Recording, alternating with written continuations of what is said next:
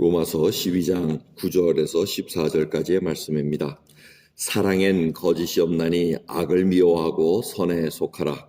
형제를 사랑하여 서로 우애하고 존경하기를 서로 먼저 하며 부지런하여 게으르지 말고 열심을 품고 주를 섬기라.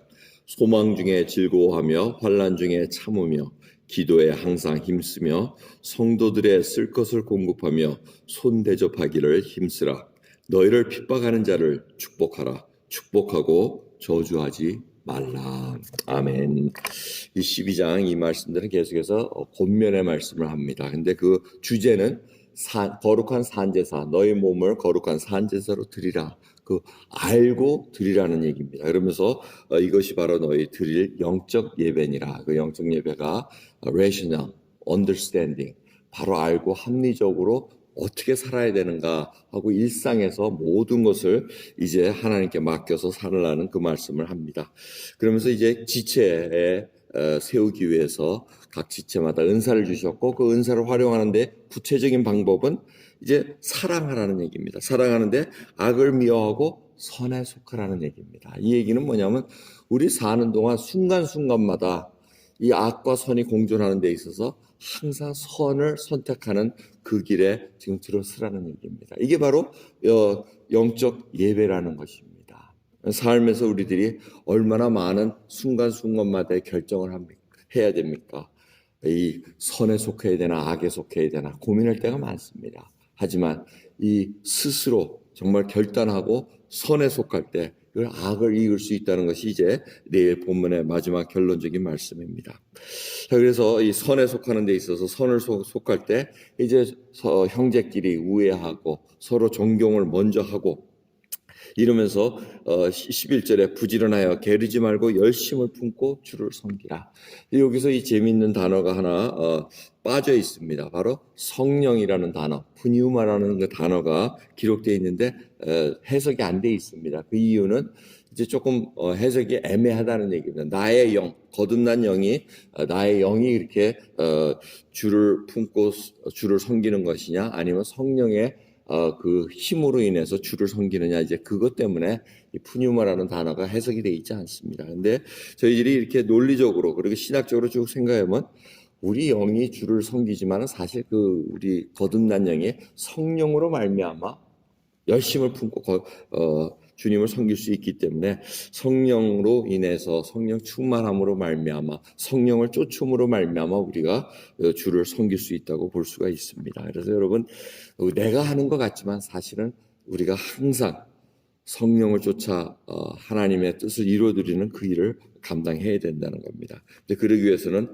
부지런하고 게으르지 말라고 합니다. 그리고 열심, compassion, 정말 하나님의 그 열심을 가지고 주시는 열심으로 주를 섬겨야 된다는 겁니다.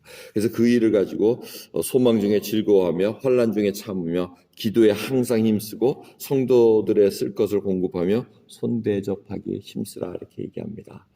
이거는 이 구절을 이해하기 위해서는 그때 당시로 돌아가야 됩니다. 그때 당시 핍박을 당하고 숙박이 이렇게 잘 시설이 돼 있는 것도 아닙니다. 그래서 각자의 집을 이렇게 받아들여야 됩니다. 핍박당해가지고 예수 그리스도를 믿는 그 믿음 때문에 핍박당하는 자들을 이렇게 집에 들여오고 같이 먹여주고 하는 것들이 굉장히 중요했다는 것을 우리가 알 수가 있습니다. 지금은 먹을 게 풍족하니까 이런 게 어플라이가 안 될 수도 있습니다. 하지만 성도들의 쓸 것을 공급하고 손대접하는 거 힘쓰는 것은 바로 하나님의 그 믿음 가운데 저희들이 하나하나 실천해 나간다는 것을 생각해야 됩니다. 그래서 마지막 14절에 너희를 핍박하는 자를 축복하고 저주하지 말라고 얘기합니다. 이건 예수님께서 말씀하셨습니다. 그 마태복음 5장 44절을 보면 너희가 여태까지는 원수를 미워하라고 들었으나 이제는 기도해 주라고 얘기합니다. 축복해 주라고 얘기합니다. 이 축복, 원수를 축복해 준다는 얘기는 뭡니까? 결국은 용서해 준다는 얘기입니다. 결국 선에 속했다는 얘기입니다. 그리고 하나님의 은혜를 간구한다는 것입니다. 그래서 하나님의 사람으로 점점 만들어가는 과정입니다. 그래서 저희들이 결론적으로 정말 이 몸을 하나님의 사한 제사로 드릴 수 있는 그런 자로 변화되어 있다는 것입니다. 이것은 무단한 훈련이 필요합니다. 그리고 하나님의 관계 속에서 계속 이루어져야 됩니다. 아브라함의 그 여정을 한번 살펴보십시오. 정말 하나님의 음성을 듣고 결단해서 정말 나갑니다. 나가는데 그분은 굉장히 연약한 자였습니다. 자기밖에 모르는 자였습니다. 그래서 아내를 자기 누이라고 속입니다. 그러면서 여러 사람 힘들게 만들고 그러면서 점점 하나님을 알아갑니다. 아, 내가 섬기는 하나님이 이런 분이구나. 점점 하나님의 사람으로, 믿음의 사람으로 변해나갑니다. 롯이 얼마나 원수 같은 자였습니까? 자기 조카 잘 먹여놨더니 결국은 자기와 등 돌려가지고 좋은 땅 골라가지고 가지 않습니까? 그런데 들리는 소식은 잡혔다는 얘기입니다.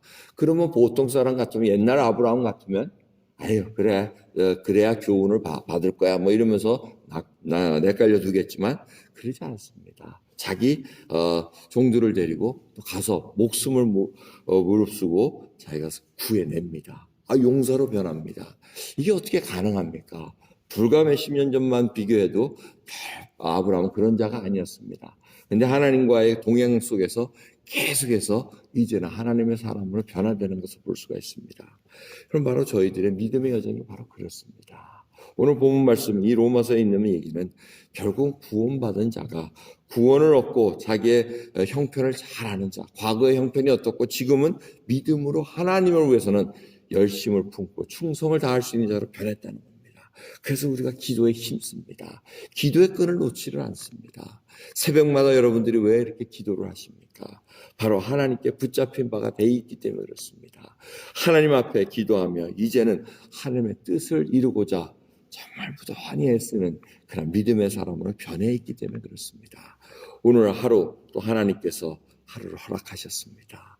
이 귀한 24시간 하나님 앞에 어떻게 충성하며 거룩한 산제사로 들을 수 있는가 다시 한번 고민하며 하나님의 말씀을 들을 수 있는 귀를 열어달라는 간구하시면서 오늘 귀한 새벽 깨우도록 하겠습니다. 기도하겠습니다.